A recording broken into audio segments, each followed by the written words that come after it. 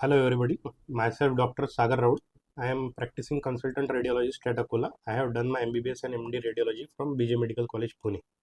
Let's start with our ex-prep PG CBD 1 radiology discussion. Our first question is an image-based question. The following appearance in IVP is caused by you can see the image over here. Following are the options: horseshoe kidney, ureterocele, bladder tumor, and posterior urethral wall. Can you see the image?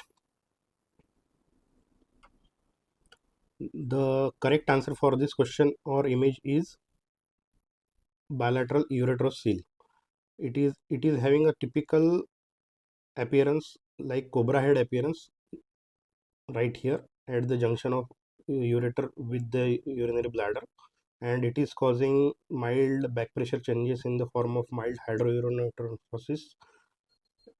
In horseshoe kidney, we will see the renal shadows approximating at lower pole near L3 vertebral level as it is obstructed by the inferior mesenteric artery during the embryonic development.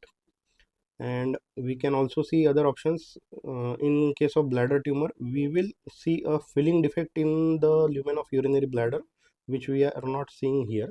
And in posterior urethral wall, we can have bilateral hydrourinary nephrosis, but there is a typical keyhole appearance at the neck of bladder near its junction with urethra. I think all of you understood this. We will proceed to our next question. This is a factual question, and this question is about what are the approximate radiation doses of following X-ray modalities which are calculated in millisieverts. These are the options: X-ray chest, X-ray mammography, CT head, and PET CT. Okay, the options are 0.02, 0.5, 2 millisievert, and 10 millisieverts. I think we should first see that which are the modalities having maximum X-ray radiation. So that is the sequence. We can't mug up every details of our radiation doses. So we should think about which is the least which is the modality causing least radiation dose exposure to human body, and which is the modality causing maximum radiation dose to the human body. So the maximum is through the PET CT, as we have to undergo multiple sections, multiple sequences in PET CT. Other than that, the CT head, which is got some less exposure but more than X-ray chest and mammography, and in between X-ray chest we have to shoot a single exposure, so the exposure is the least. So the sequence should be X-ray chest having least exposure of 0.02 millisievert, then X-ray mammography which is better than that, that is 0.5 millisievert. Again, after that CT head should be there, which is got X-ray exposure of 2 millisieverts, and then PET CT which is having the maximum radiation exposure of 10 millisieverts. So the option correct is option A, showing chest X-ray, B X-ray mammography, D CT head, C and PET CT A. Okay guys, so we will proceed to our next question, that is an image based question. You can see the image over here. The axial MRI image is shown here. It is showing ventricles and subarachnoid spaces which are appearing bright on this image. What are the options for us are: A T1 weighted images, A B T2 weighted images, then C flare sequences, and D diffusion weighted images. So guys, we can see the X-ray axial image of MRI brain here. So we are getting an bright signal over the ventricular aspect and bright signal over the CSF spaces scattered over the bilateral cerebral hemispheres. So if we are getting bright signal, we should label it as T2 weighted images.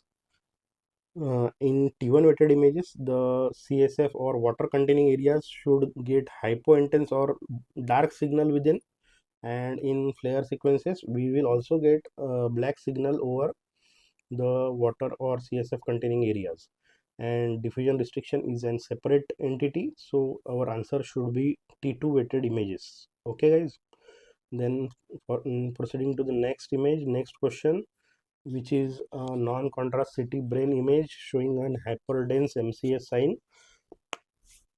So it is a sign which we get in one of the pathologies. The options are intracerebral hemorrhage, subarachnoid hemorrhage, acute ischemic stroke, and venous sinus thrombosis. So guys, you can see the image over here. So the image, this is the part we are getting the hyper intense signal or bright.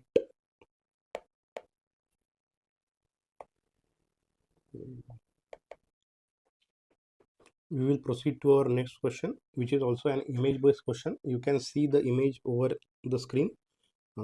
This is an sagittal post contrast image of brain showing. We should see the question. What is the question? What is the probable diagnosis based on the image of the scan? The options are pituitary apoplexy, pituitary macroadenoma, Ratkes-Cleft cyst, and craniopharyngioma. Guys, seeing the options, we should first try to locate the lesion where it is. I think you guys are seeing the lesion, and this is the lesion.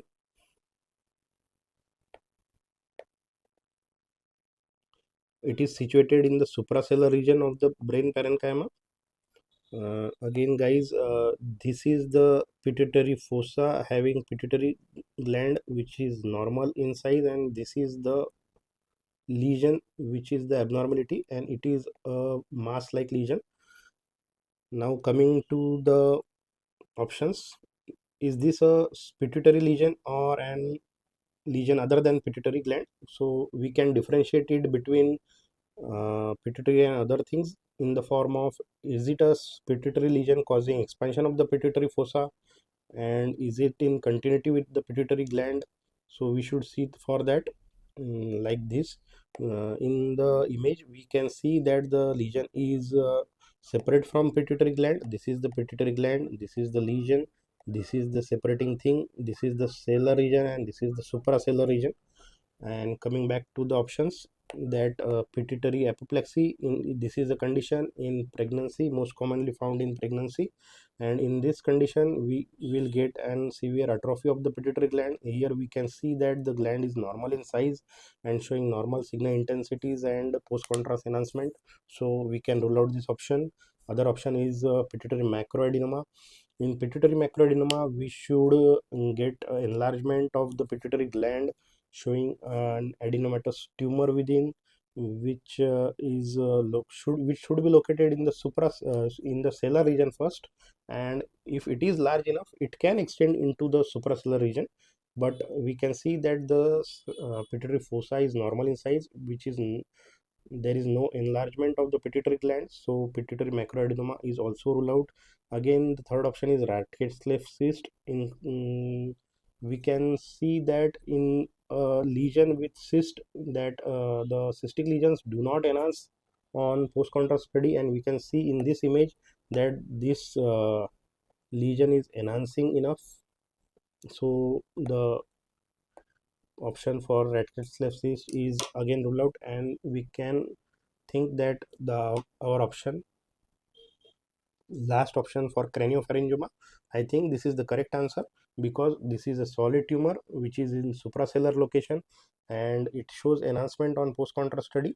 Again, I should tell you that in craniopharyngioma, it is a suprasellar region which is a tumor, benign tumor arising from Ratkes-Cleft remnants, and there are two types. One is plain adenomatous craniopharyngiomas which are found in children's, and other is papillary craniopharyngiomas which are found in adults. See guys, the pituitary fossa is absolutely normal, it is a suprasellar region, and it shows enhancement on post contrast study. That means our correct option is craniopharyngioma. Okay guys.